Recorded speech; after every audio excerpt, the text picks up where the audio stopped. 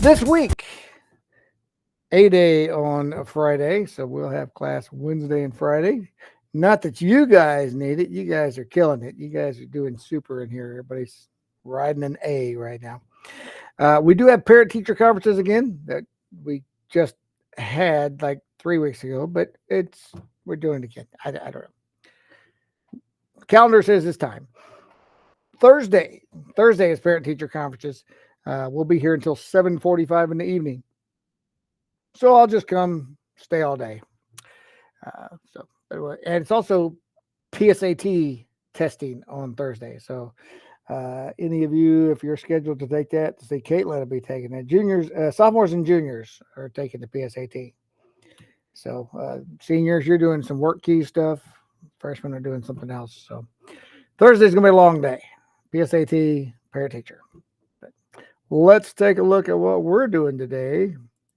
If we go to our cybersecurity class, to the grade screen, we see, we're getting close to the end of the second module.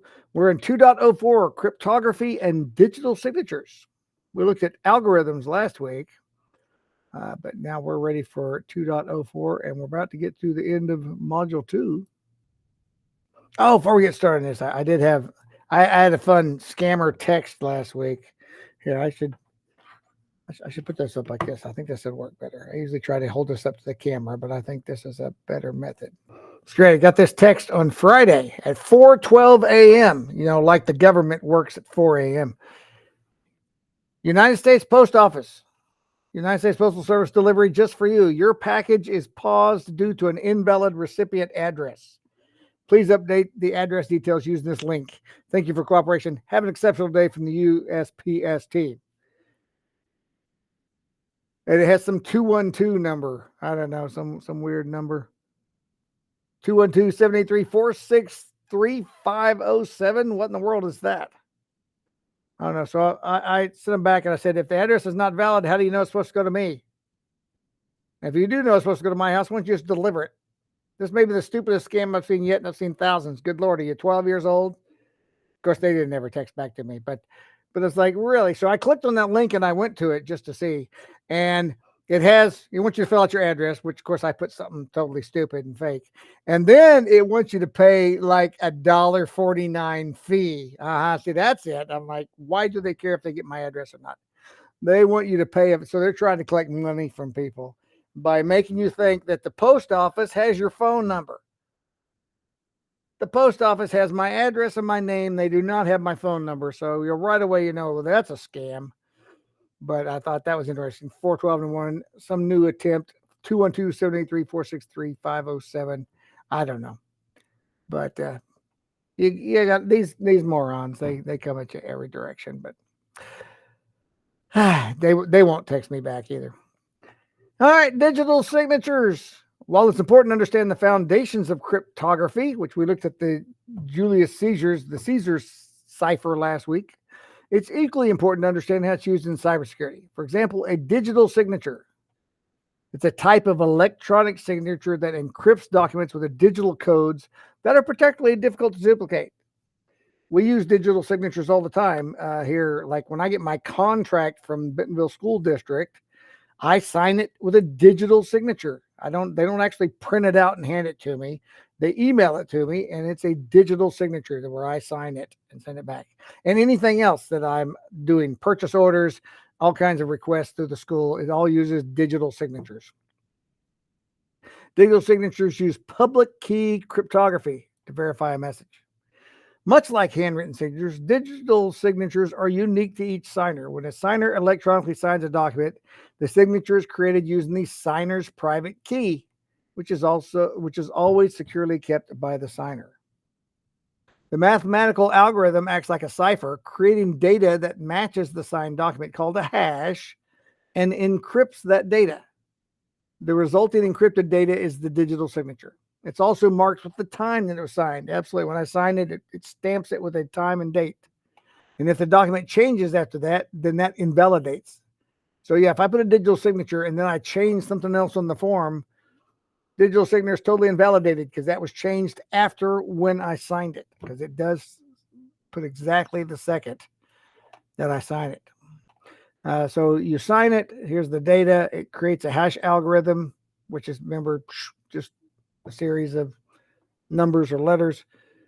Uses an encryption, a private encryption key. Creates the digitally signed document. Notice it's got that hash number on it.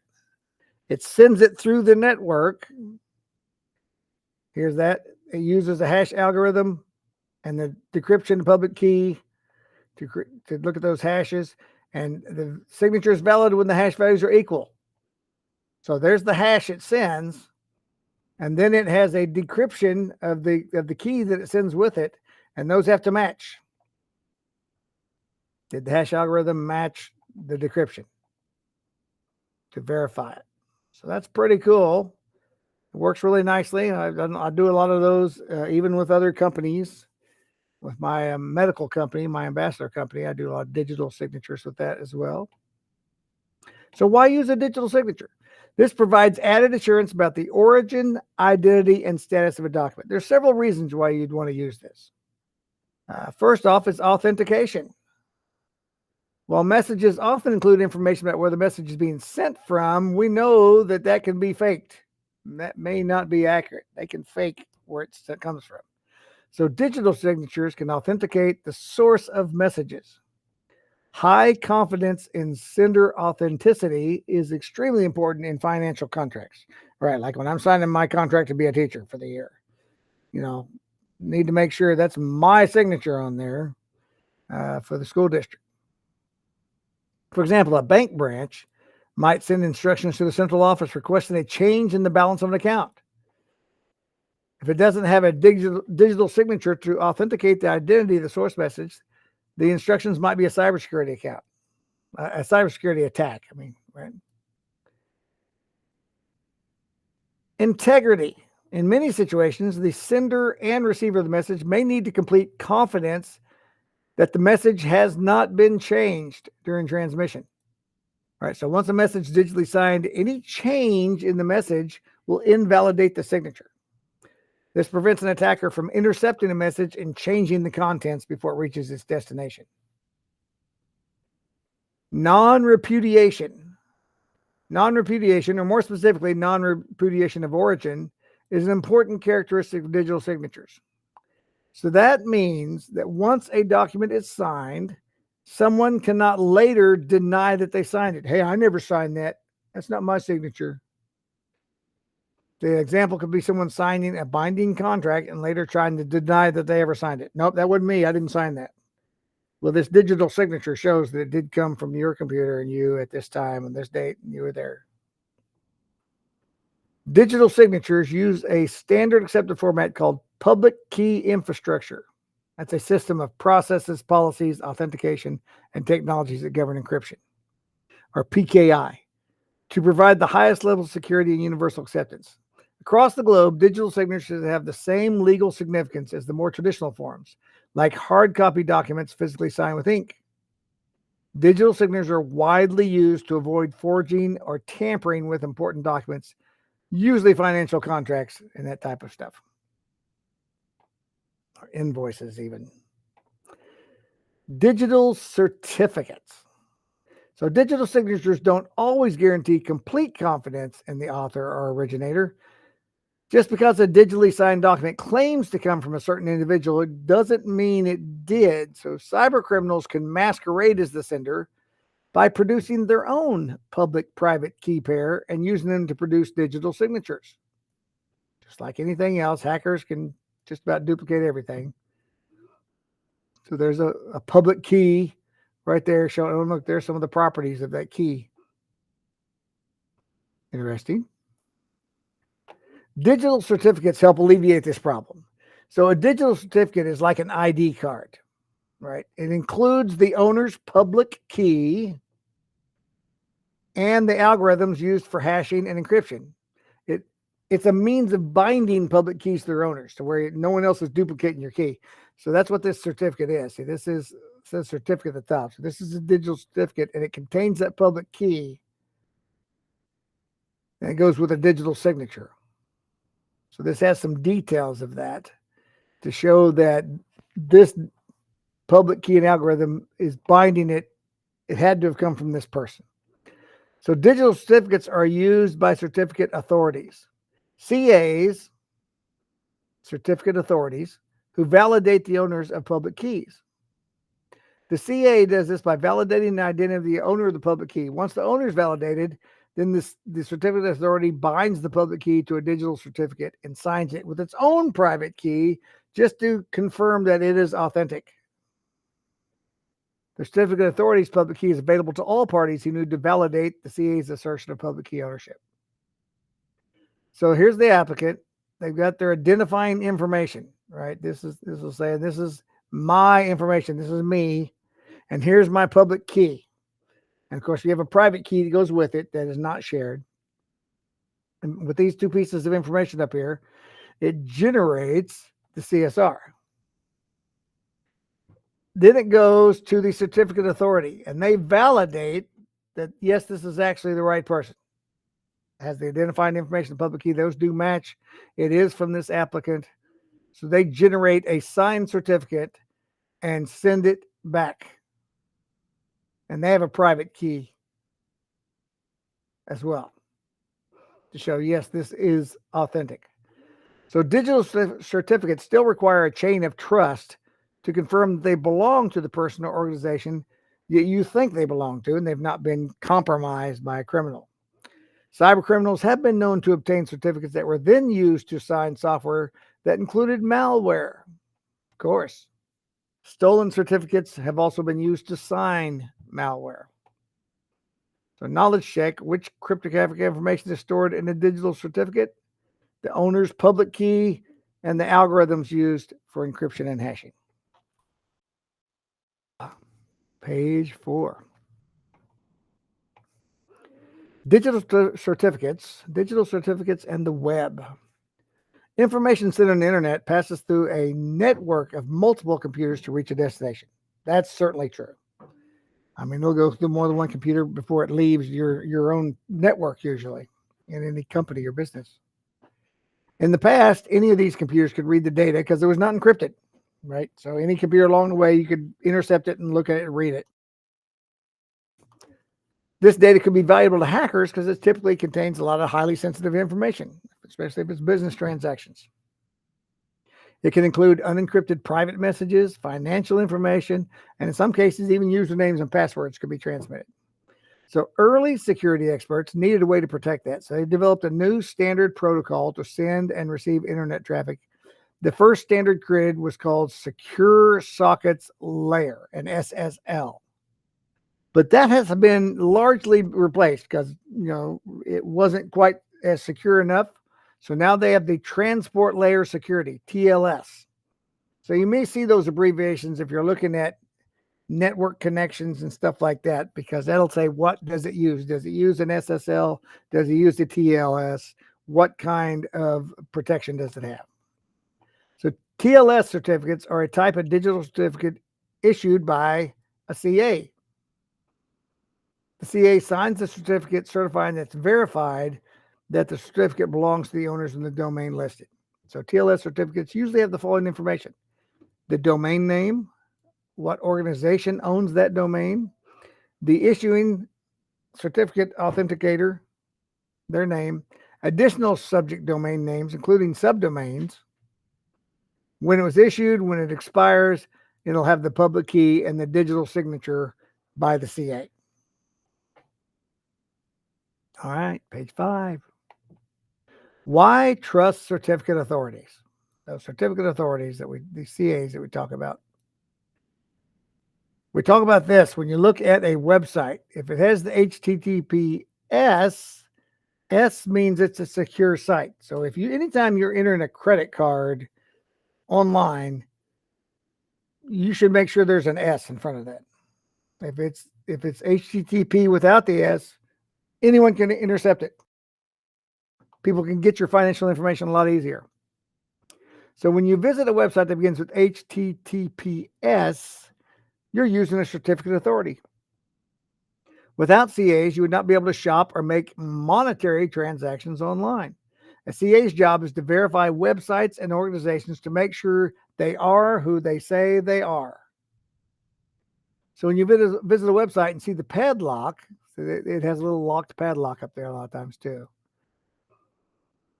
When you see the padlock, the technology enabling that security is a TLS certificate. And they're based on PKI. Let's look at PKI. That's a system of processes, policies, authentication, and technologies that govern encryption. And a few key parts need to be in place for the TLS certificate to work. So, certificate authorities manage something called a certificate revocation list, or a CRL. This is a list of digital certificates that have been revoked, meaning the site's no longer safe. Right, so checking with the CRL is important because it allows the user to verify the identity of the site owner and ensure that the digital certificate is trustworthy. If a certificate's been revoked, then the user sees a warning on the browser that the site is not safe, causing the user to complete extra steps if you want to continue onto the site. But you have to, it'll alert you. And I get that a lot because I click on like these spam things, these scammers. And when I skip on those, I often see this warning. Whoa, this site not safe. It's because their digital certificate has been revoked, right? Because a lot of times they will buy actual sites that when people expire or those businesses close down, these hackers will go buy that site. And it used to be a trusted site, but that digital certificate's been revoked because the owner no longer has it. And so it'll warn you that it's not safe. Private certificate authorities can be set up within an organization for internal usage. Most network operating systems have certificate services.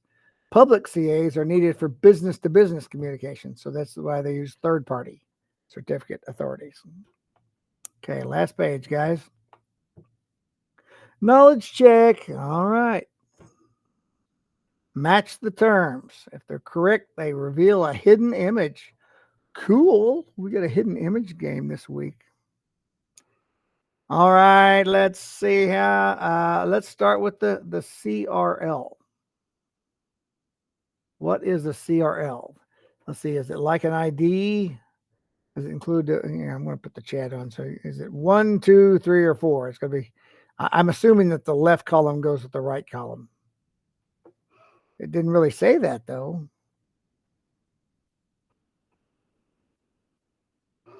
I don't think it does match left and right. I think it's just any of the others. Because the CRL, we just talked about that. That is the certificate revocation list. We just talked about that.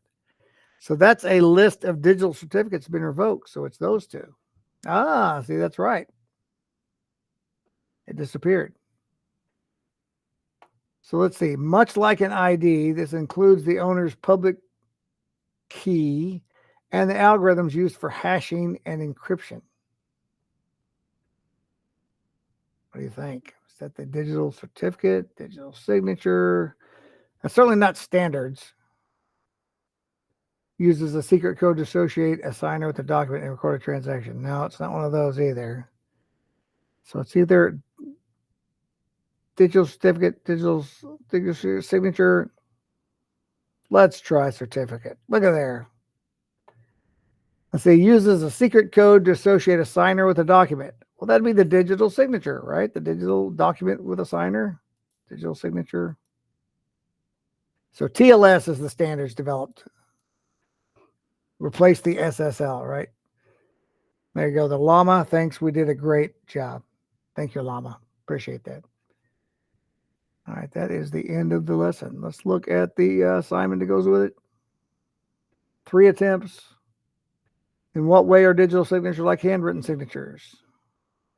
Why would someone use digital signatures? What does a digital certificate include? What entity is responsible for issuing TLS certificates? And how can you be sure a website's been verified by a certificate authority? There you go. Hey, I sent an email last week. Make sure you read that. It's about a possible field trip in November. There's an event I don't know anything about it other than what I sent you. This is new to me as well. But we can have a team of 4 people, and we would take a field trip November 14th, I think. It'd be all day long. And we'd go down, and it's kind of like an escape room. It's kind of like a cybersecurity escape room combination thing. It uses some physical challenges, some detective work, some programming, some cybersecurity sleuthing. Apparently, it's a whole bunch of things. It's like 5 hours, like 9 to 2, big thing. So, if it's something you're interested in, check out that email. Let me know. I'm trying to see if we have even 4 people that are interested. If we don't, we may just skip it. If we have more than 4, then we'll figure out how to narrow it down because we can only have 4 people on the team. So I just need to know who would be interested if we can get that set up. I've already talked with our principal. She would certainly approve the field trip, and we would meet here at the virtual school and take a bus because it's in Farmington, and we'd be gone all day. But I sent information on the email, so take a look at it. If you got any questions, I might or might not be able to answer it because I'm still trying to get more information about the whole event myself. But anyway, just check it out. And even if you're not interested, go ahead and reply back to the email and say, I don't think I'd be interested in doing this. Okay, that's fine. I'm just putting out there, engaging interest. So that's it. I don't have anything else for you today, guys. Have a great week. It is an A day, so I have class Wednesday and Friday. If you got any questions, and want to come see me. Have a great week.